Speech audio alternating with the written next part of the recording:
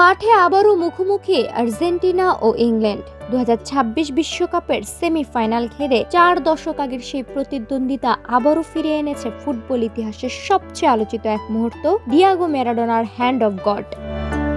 সময়টা 1986 সালের 22 জুন, মেক্সিকোর অ্যাজটেকা স্টেডিয়ামে বিশ্বকাপের কোয়ার্টার ফাইনাল ম্যাচের 51তম মিনিটে গোলরক্ষক পিটার শিলটনের সঙ্গে লাফিয়ে উঠে বল জালে পাঠান ম্যারাডোনা। রেফারির গোলের বাঁশি বাজালেও রিপ্লেতে দেখা যায় মাথা নয়, হাতের স্পর্শেই বল জালে ঢুকেছিল। পরে ম্যারাডোনা বলেছিলেন, কিছুটা আমার মাথায় আর কিছুটা ঈশ্বরের হাতে, আর সেখান থেকেই জন্ম নেয় হ্যান্ড অফ গড।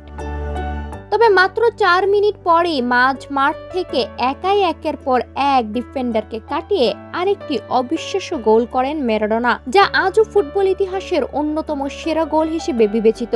2-1 ব্যবধানে ম্যাচ জিতে শেষ পর্যন্ত বিশ্বকাপও জিতে নেয় আর্জেন্টিনা।